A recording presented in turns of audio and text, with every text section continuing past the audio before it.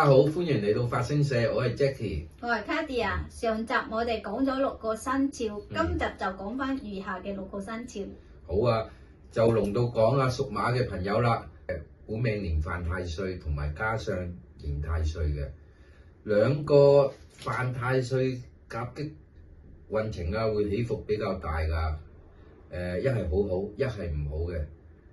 犯太歲嘅關係咧，就影響到情緒方面啦，會起伏比較多嘅，而咧就會引致同人嘈交啦，甚至乎衝突㗎，所以屬馬嘅朋友一定要注意下啦。另外嘅就係刑太歲嘅關係咧，會自尋煩惱㗎，亦都好急躁嘅。工作嗰方面比較急啦、迅速啦，會反效果嘅，所以一定要調節好心態，做嘢唔好咁急，自然有好成績嘅。兩方面啦，因為有金貴星嘅助陣咧，會揾錢機會比較多，財氣就自然聚集。如果有儲開錢嘅朋友咧，就越儲越多啦。健康方面啦，因為有伏屍星啦、劍鋒星加上血印星嘅影響會今年容易發生血光之災㗎，容易整親身體嘅。如果用金屬利器嘅人士咧，就當然更加小心，唔好整到手腳啦。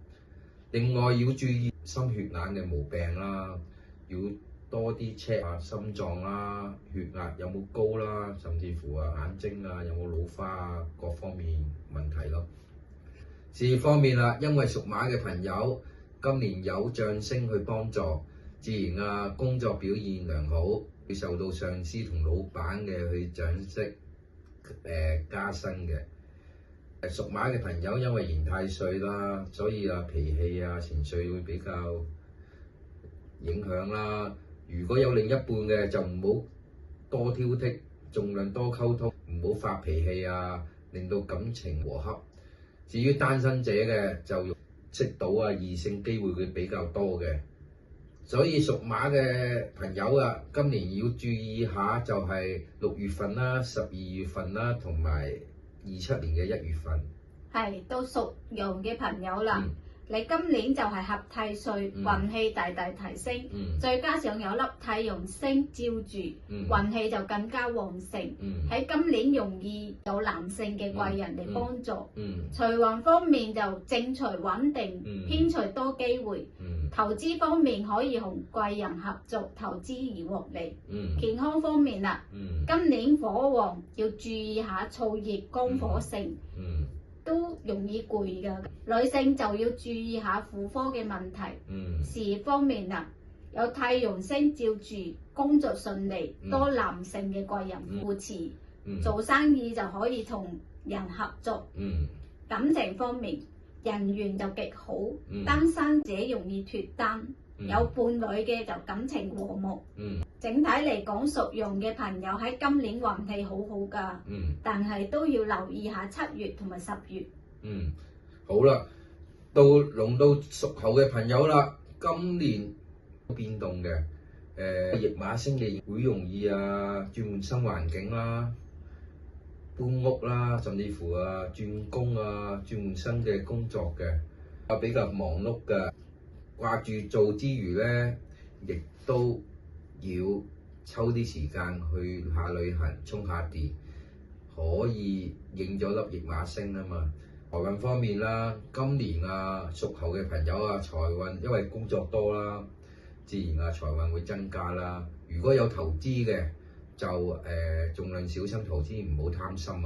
健康方面有雙門星同埋吊客星嘅影響心情會容易比較悲觀低落沉重所以樂觀啲嘅就會化解呢啲唔好嘅心情注意下屋企家嘅健康問題啦。至於女性咧，就要注意婦科嘅毛病咯。二方面因為驛馬星嘅影響，工作繁忙，而咧出差嘅機會都比較多嘅，而咧受到粒孤神星嘅影響會感覺孤軍作戰為屬猴嘅朋友工作繁忙多，就會自然得到你理想嘅效果嘅。至於做文職嘅朋友有粒文昌星去幫助咧，文字工作都會比較順利嘅。如果做開創作或者設計嘅，就更加多諗頭多睇法嘅。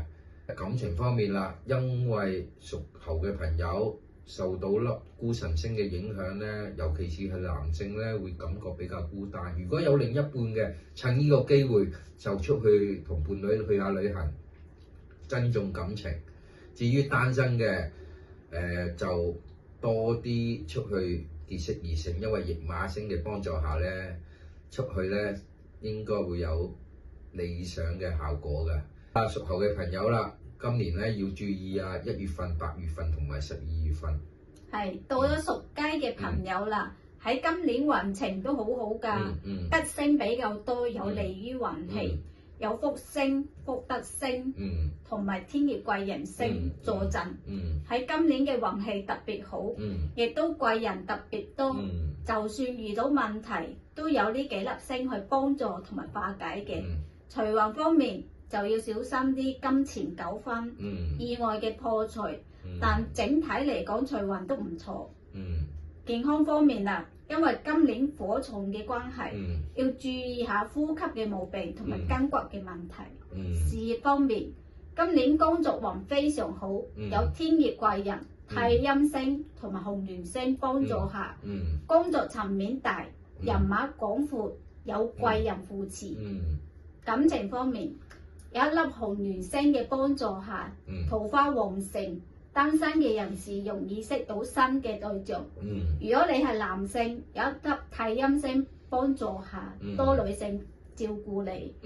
拍緊拖嘅就容易今年拉埋天窗，因為紅鸞星動屬雞嘅朋友今年就要注意9月份。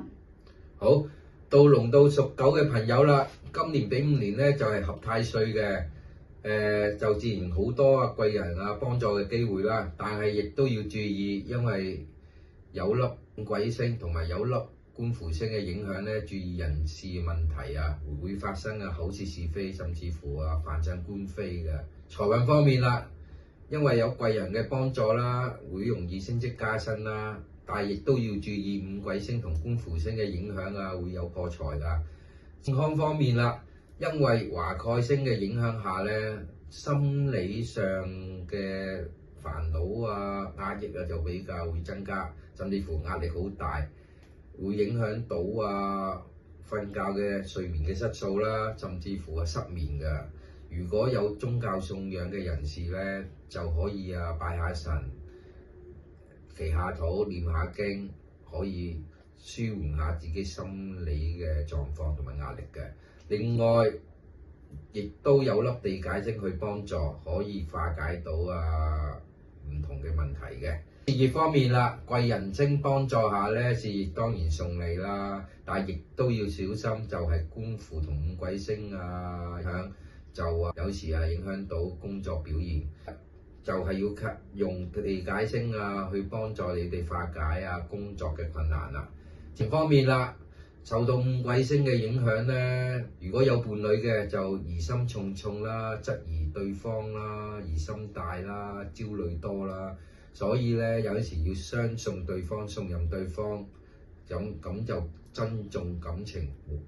單身嘅有華蓋星嘅影響下咧，就自然多嘢諗法變咗唔想去結識異性但係如果多啲外出嘅，多啲喺社交活動嘅，自然會認識到異性有嘅朋友咧，今年就要注意下3月份同埋下年嘅1月份咯。係到屬豬嘅朋友啦，喺馬年裏邊運程都比較好，因為吉星來臨，天月貴人，容易得到貴人嘅幫助。遇得貴人可以化解到唔好嘅事情。財運方面，今年有2粒貴人星嘅關係，財運都順利。但係有一粒地劫星嘅影響，都要留意下，小心破財。健康方面，有劫煞星、死符星同埋小耗星嘅影響。要注意心血管同埋消化系統嘅毛病。另外要慢慢行，唔好跌親啊。事業方面，今年有貴人幫助下，工作都容易受到讚賞，同埋事業發展都容易嘅。感情方面啊，單身嘅人士容易得到長輩介紹，識到異性。結咗婚嘅朋友就維持感情，少嗌交，多和諧。整體嚟講，都係要注意下4月、8月同埋11月。好啦，呢一集咧已經將所有12生肖咧都講好咗啦。下集就講翻26年嘅流年飛星。